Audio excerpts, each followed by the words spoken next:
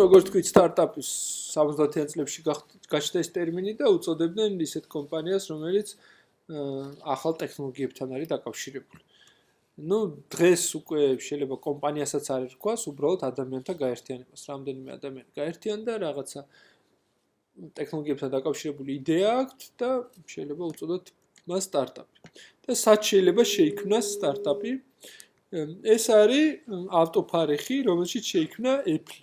ხო, Apple-ის კომპიუტერები, iPhone-ის შემდეგ და ასე შემდეგ. iPhone-ი აქ არ შეიქმნა, iPhone-ი უკვე დიდი კომპანია იყო Apple, როცა შეიქმნა, მაგრამ პირველი კომპიუტერი Apple-ის აქ მოხდა აწყობა.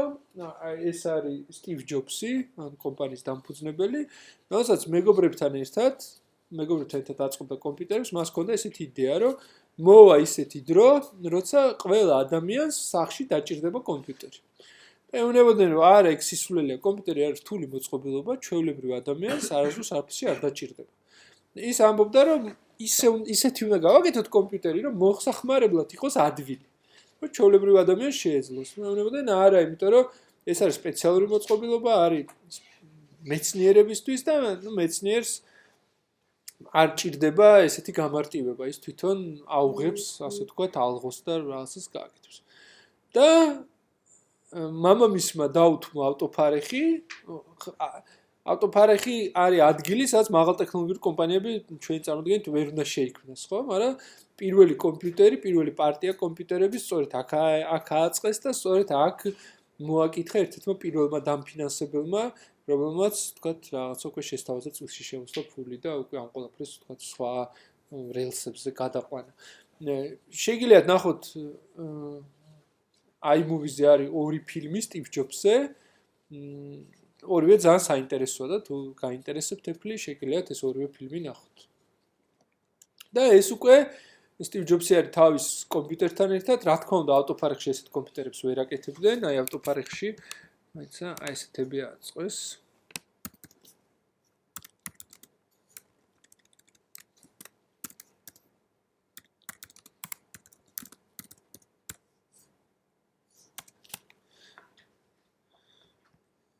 მომდი ვნახოთ. აი.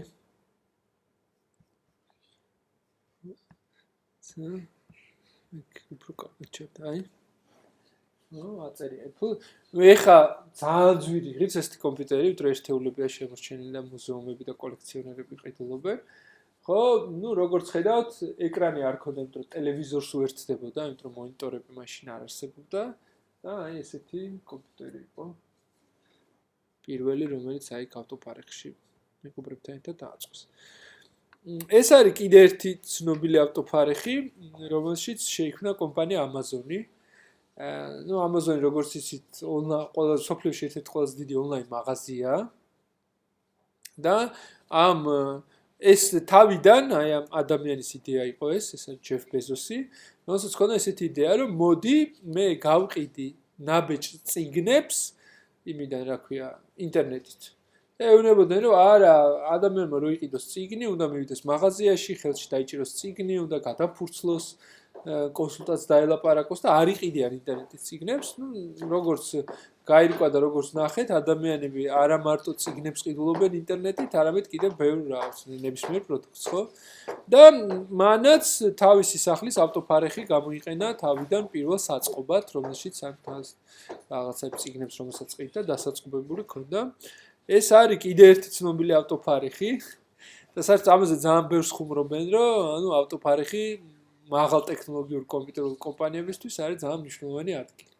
აი სილიკონის ველზე ეხაც აქვთ მუზეუმად აქვთ გადაქცეული ავტოფარეხი, რომელშიც შეიქმნა კომპანია Hewlett-Packard.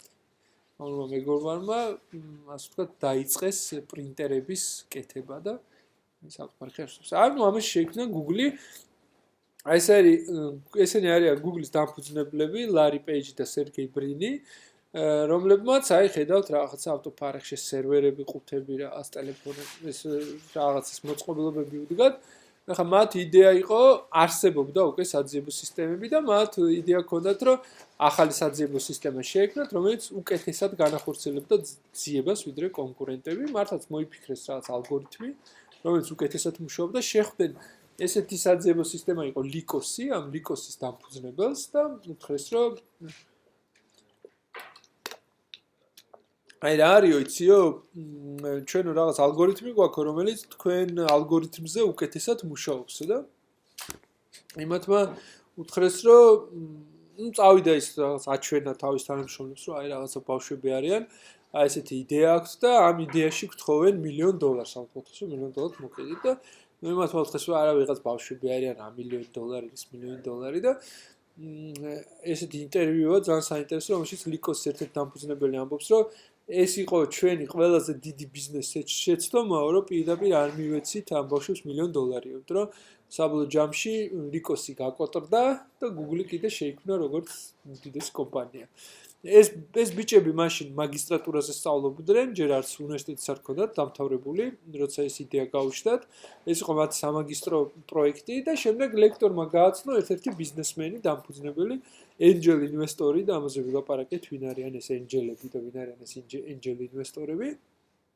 რომელმაც უკვე კი არ იყიდა ამათგან თქვათ ეს იდეა არამედ თქვა რომ მე წილში შემოვდივარ მიც $100,000 გამოვწერა ჩეკი $100,000 და უთხრა რომ მე წილში შემოვდივარ და თქვენი პარტნიორი ვხდები ასე ვთქვათ ეს არის ერიკ შმიტი რომელმაც ამბობენ რომ Google გადააქცია იმ კომპანიად რომელთაც ჩვენ დღეს ვიცნობთ იმიტომ რომ ამ ბიჭებმა აი რაღაც დაფინანსება მიიღეს დაიწყეს მუშაობა და Google-მა როგორც კომპანიამ ძალიან სწრაფად დაიწყო ზრდა და არანაირი გამოცდილება არ ქონდათ დიდი კომპანიის მართვის. ბუნებრივია და სტუდენტები იყვნენ. ხო ხა ბევრი ადამიანის მართვას თავის რაღაც ცოდნა უნდა, გადანაწილება უნდა, საქმის გადანაწილება, ფუნქციების გადანაწილება, ვიღაცამ რაღაც არასწორად თუ გააკეთა სათანადოდ შეფასება და ასე შემდეგ და დაიქირავეს ერიკ შმიტი, რომელიც იყო გამოცდილი მენეჯერი, ანუ დიდი კომპანიების მართვა შეეძლო და მან ჩამოაყალიბა ის სტრუქტურა, რომელიც ეხლა გააჩნია Google-ს. ანუ მან შექმნა Google-ად, ასე ვთქვათ, ასე ამბობენ. და ეს ერიკ შმიტი ამბობს, რომ Google თავის დროზე ავტოფარეხში შეიქმნა და ჩვენი კონკურენტი ეხლა სადღაც რომელიღაც ავტოფარეხში იქმნება. ხო, ანუ ის რას ამბობს, რომ ჩვენ დიდი კორპორაცია კი არ გვაჯობებს, არამედ ვიღაცა ახალგაზრდების, ბავშვების ჯგუფი, რომელსაც მოვა რაღაცა ისეთი იდეა, რომელსაც დიდი კორპორაცია ვერ მოიფიქრებს. და იმათმა თავისი ახალი იდეით შეიძლება გვაჯობა. ხო? და ეს არის კომპიუტერი და ინტერნეტი აქ გამოსახული, ესე იგი რა არის რომ თქვენს დღეს გაქვთ იგივე შესაძლებლობები პირობითად როგორც ვიღაცა ამერიკელს, იმიტომ რომ მულტინაციონალური კომპანიის შესაქმნელად როგორც ნახეთ, საჭიროა ავტოფარეხი, საჭიროა ინტერნეტი, ხო, და კომპიუტერი. Იმიტომ რომ პროგრამული კოდის შესაქმნელად არ არის საჭირო რაღაც სუპერ ძლიერ რაღაცა სუპერ კომპიუტერი. ჩვეულებრივ კომპიუტერზე შეგიძლია შენ პროგრამა დაწერო, ხო? ეს კომპიუტერები გვაქვს ჩვენც აქ. საჭიროა ინტერნეტი, ბუნებრივია, რომ სხვას გააგონო, გადაუგზავნო, რაღაც ჩართო, შეაერთო და ასე შემდეგ. და ან ცოდნა და კავშირი, ხო?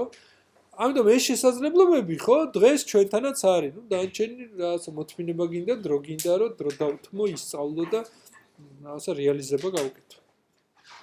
და რამოდენიმე წარმატების მაგალითი მინდა განახოთ, ესენი არის ევგენი და სერგეი, ესე იგი ერთ-ერთი აპლიკაციის შემქმნელებთაგან, ну, 4-ნი არიან და 2-ნი არიან.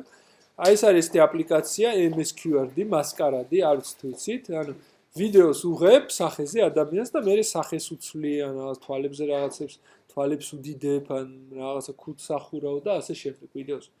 და გააკეთეს ესეთი აპლიკაცია, ერთ-ერთი ჰაკატონი იყო, ჰაკატონი არის ესე იგი შეჯიბრება პროგრამისტების. მოდიან ადამიანები იდეებით და 48 საათის განმავლობაში რაღაც პროტოტიპებს ქმნიან და ამ ჰაკატონზე დაიბადა ეს იდეა, ანუ იქ მუშაობისას.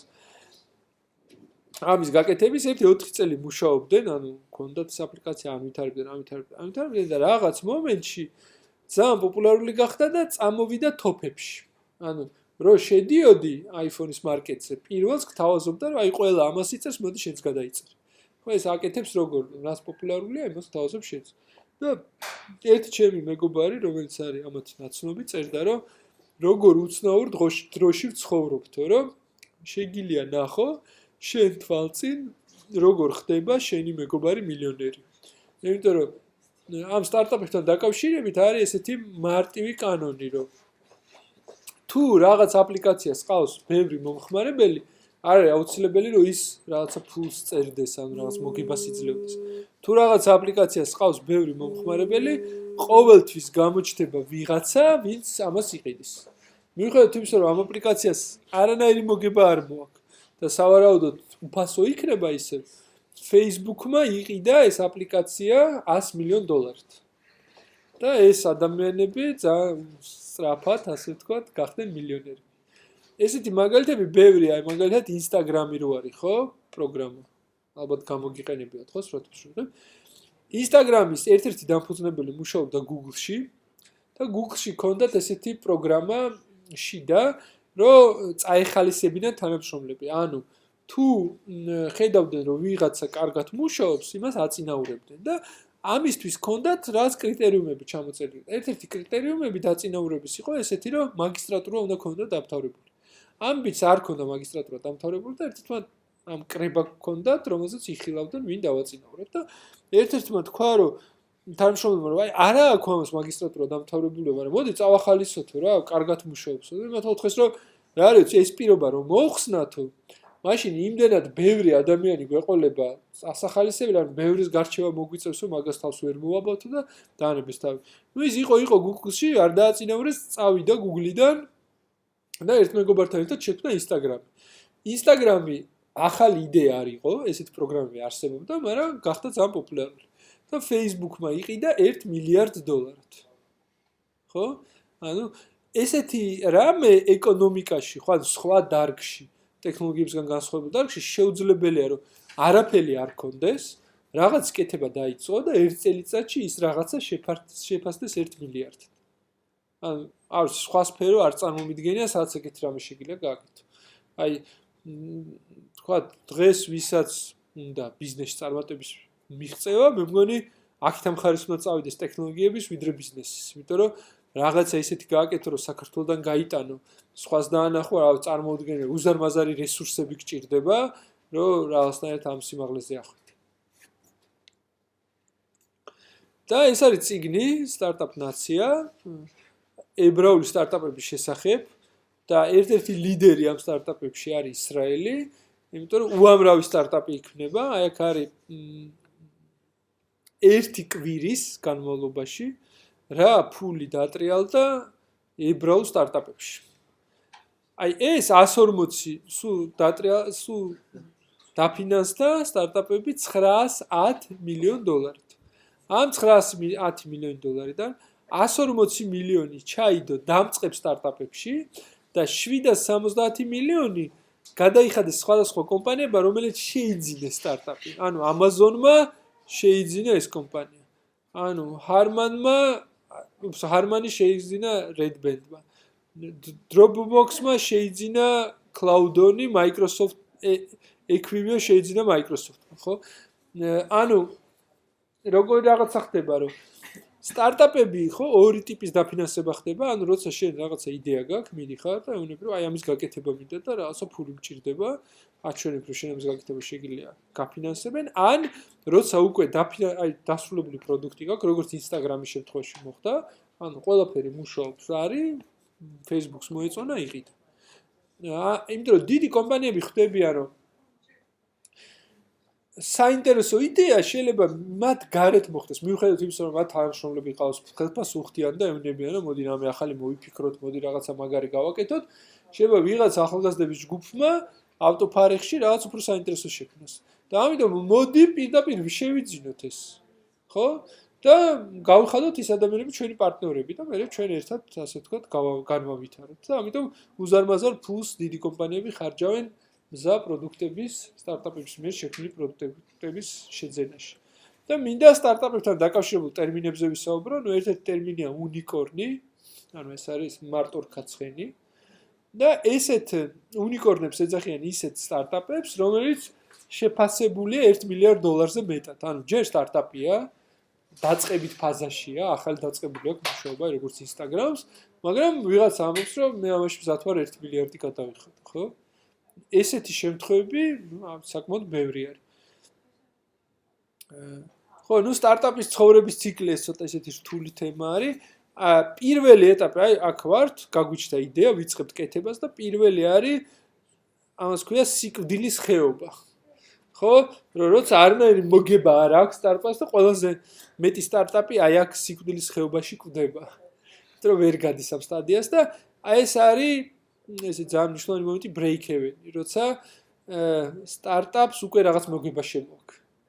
როცა სტარტაპი შეიძლება გარე დაფინანსება იყოს, შეიძლება თვითონ აპლიკაციას რაღაც მოგება შემოქონდეს, რომ უკვე წაგებაზე კი არ მუშაობს, ხო არ მარტო რაღაც ისეთ მუშაობს, არამედ რაღაცა შემოსავალი უკვე აქვს.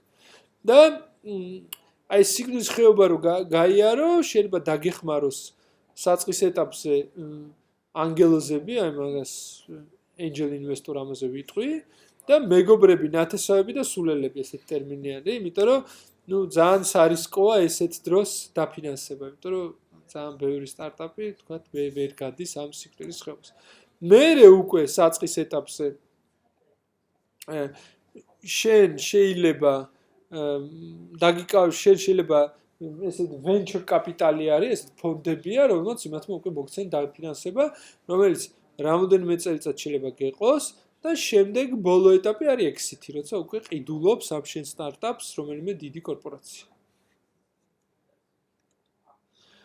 ხო, ვინ არიან ეს angel ინვესტორები?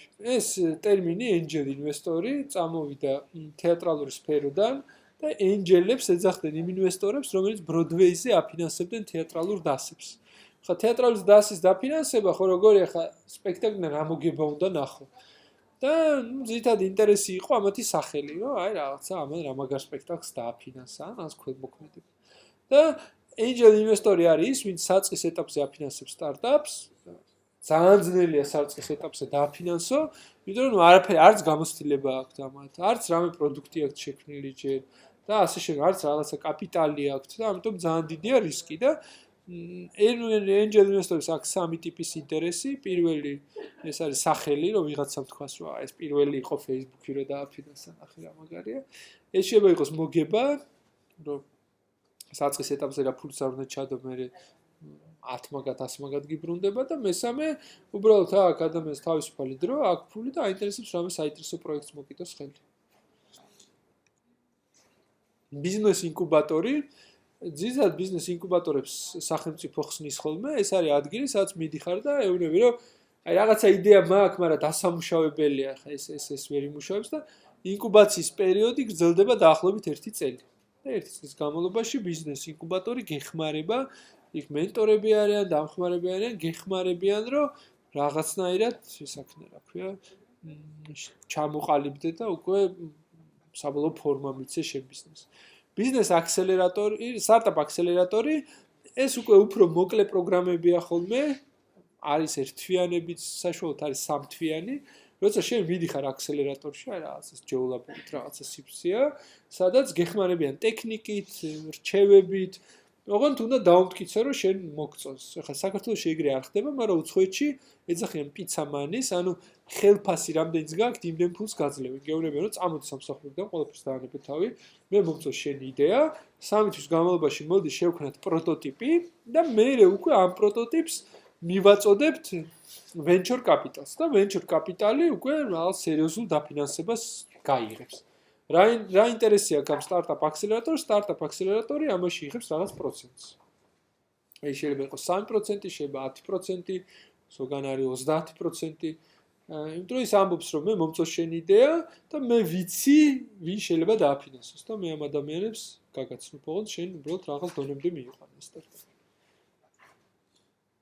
და venture capital-ი უკვე სერიოზულ დაფინანსებას გამოდის, ეს შეიძლება იყოს რამოდენიმე მილიონი დოლარი და ეს venture capital-თან თანამშრომლობა გრძელდება რამოდენიმე წელი ხოლმე, რომ უკვე ისეთი ფორმა მიცე შენ იდეას საბოლოო პროდუქტის, რომ დიდმა კორპორაციამ შეისყიდოს.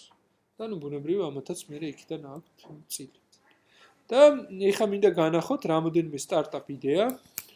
საერთოდ პასუხებ ტელეფონს და ხო, აი აქ მინდა განახოთ რამოდენიმე სტარტაპ იდეა, აი ეს არის ერთი ესეთი ვიდეო, მოდი ვნახოთ.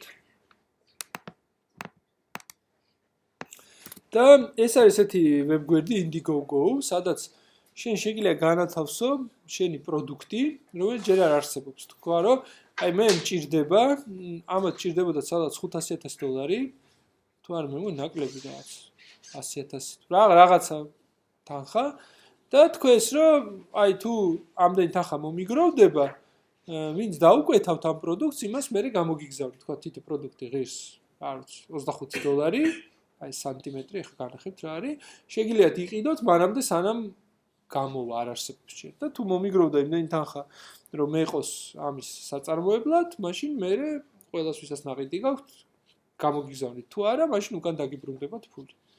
და მოაგროვეს $1,700,000. ხო, გაცლებით ნაკლებით ჭირდებოდა, ანუ 400%-ზე მეტი მოაგროვეს, აი ნახოთ რა არის ეს პროდუქტი და რა შვება. Measuring tapes help us measure distances and the dimensions of different objects. But a measuring tape doesn't work in every situation.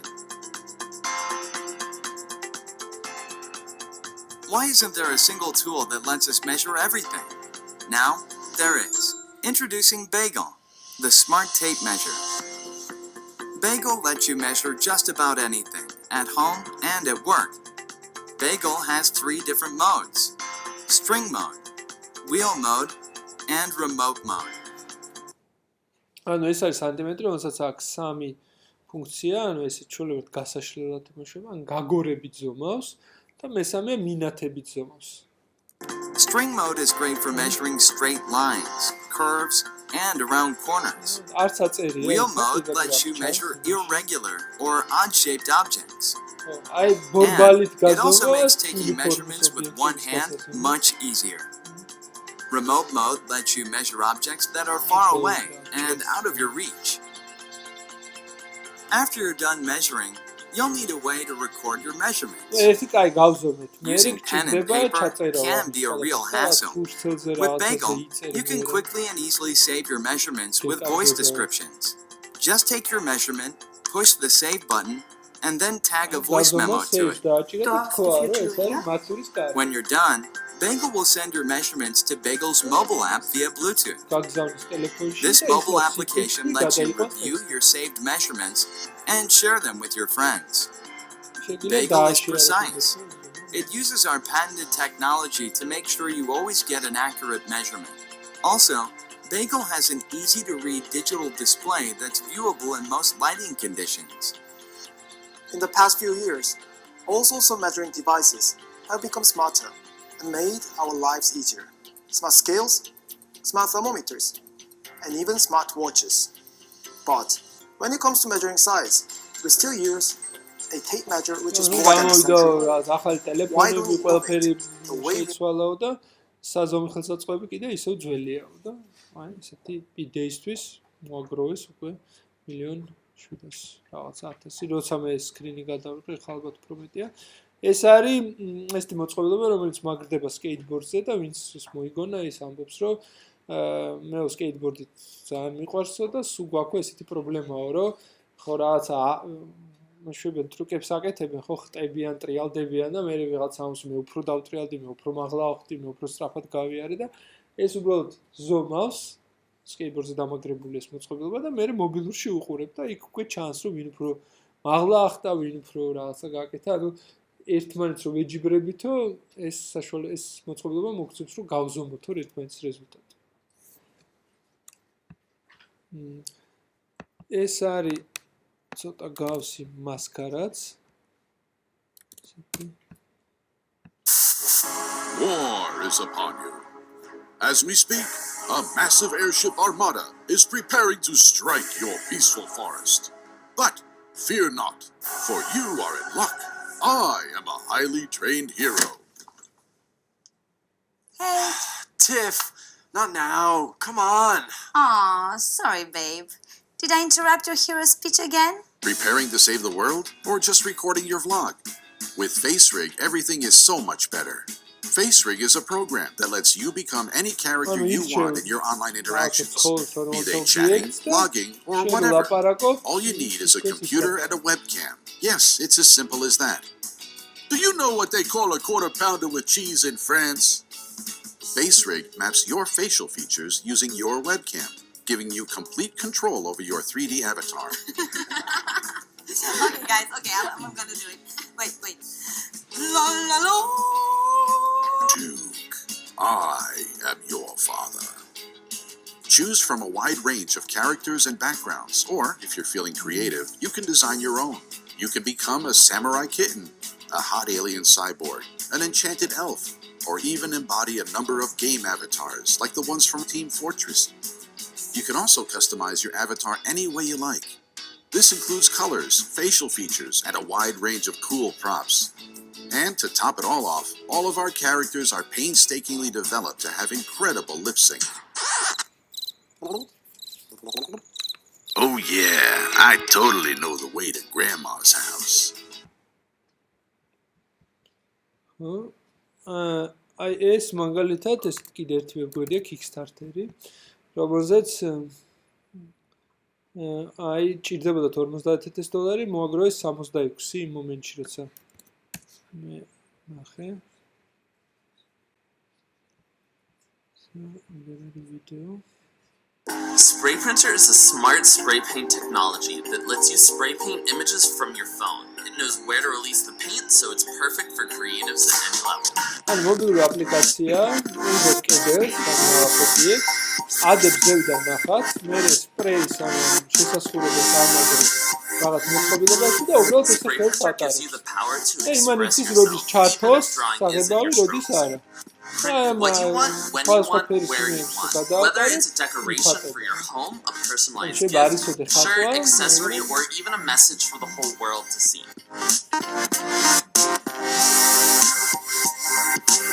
Spray Printer is for everyone, and we promise that as soon as you print your first dot, you'll never stop experimenting.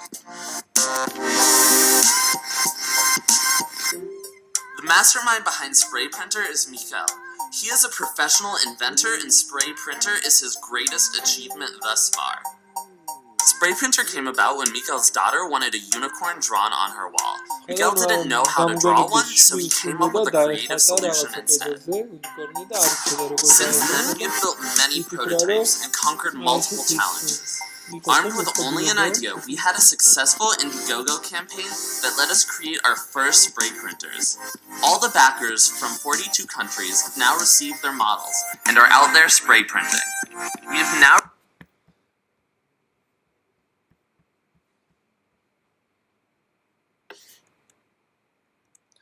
და ნუ ფაქტიურად ამ სტარტაპებმა ახალი კულტურა ჩამოაყალიბებს, მიწოდებული სტარტაპ კულტურა, რომელიც რაც გულისხმობს, რომ ამ სტარტაპებში ხო, ახლა მეგობრების მიერ არის შექმნილი, იქ არ არის ესე გადანაწილებული, რომ ეს დირექტორია და ეს მოადგილეა და ასე ხო, მეგობრული ერთიანი გუნდი არის. და აი ეს იმიტომ ჩვენ ხო მიჩვეულები ვართ, რომ სკოლაც, სამსახურიც არის იმ სტრუქტურის მიხედვით დაწყობილი, რომელიც ჩამოყალიბდა ინდუსტრიულ ეპოქაში. ანუ როცა გაჩნდა ქარხნები და ფაბრიკები, პირველი გაჩნდა ეს ინდუსტრიული, ასე ვთქვათ, დღის განრიგი, რომელიც გულისხმობს, რომ რაღაც დროს დაიწყო სამუშაო, რაღაც დროს დაამთავრდა ყველა, ვთქვათ, მსგავს სამუშაო ადგილებზე ზიანი, ერთნაირი სივრცეებია, თან ეს სივრცე შენი შექმნილი არ არის, უბრალოდ გითხეს აქ და ჯექი აქ იმუშავე. და ამ სტარტაპებში კი ყველაფერი სხვანაირად არის, მაგალითად Google-ის ოფისებზე ალბათ გინახიათ, ხო, ესეთი სურათები, რომ თანამშრომლობა შეიძლება შეარჩიოს თავისთვის სივრცე, რომელიც ურჩევნია, რომ დაждდეს და იმუშაოს. რომ მაგალითად Google-ში აქვს ეგეთი რაღაცა, რომ 20%-იანი თავისუფალი დრო. ანუ შენ შეგიძლია აგროვე 20% ყოველი დღის და მე თქვა, რომ აი მე მოვაგროვე ერთი თვე, ჩემი თავისუფალი დროების და ეხლა ჩემ პროექტზე ვიწყებ მუშაობას. და უთხრა, ნუ რაღაცა უთხრა, რომ ამას და ამას ვაკეთებ და რაც შენ მიგაჩნია სწორედ და საინტერესოდ, იმას გავაკეთებ. აი Gmail-ი მაგალითად ესეთი იყო ერთი თანამშრომელი თქვა, რომ აი მოდი გავაკეთოთ ესეთი რამეო. და სხვაებიც შეუერთდნენ და მე იყო ამ Gmail-ის განყოფილების ხელმძღვანელი წლების განმავლობაში, ახაც მეგონი ისეთი. და ჩვენ გვავიწყდება, რომ ამ ინდუსტრიულ ეპოქამდე არსებობდა სახელოსნოს პრინციპი, როცა ადამიანები ერთად იკრიბებოდნენ რაღაც სივრცეში, როცა ის კი არ იყო მნიშვნელოვანი, რომ რაღაც კონკრეტულ დროს დაწყებულიყო და კონკრეტულ დროს დამთავრებულიყო სამუშაო დღე, არამედ მნიშვნელოვანი იყო, რომ ის შეკვეთა, რაზეც მუშაობდნენ, დროზე ჩაებარებინათ და არა ვთქვათ, მაინც რაღაც დროს მისულიყვნენ სამსახურში. ნუ ამ სახელოსნოებში არ ქონდათ დირექტორის კაბინეტი ბუნებრივია, ხო? ერთად იყვნენ რაღაცა სივრცეში და ერთად მუშაობდნენ, ერთად რაღაცას აკეთებდნენ. და იმ სტარტაპებშიც ესეთი, ასე ვთქვათ, სახელოსნოს პრინციპით მუშაობენ და სახელოსნოს პრინციპით არის დალაგებული ეს ყველაფერი. კაი, ეს მინდოდა მე სტარტაპ კულტურაზე მეთქვა.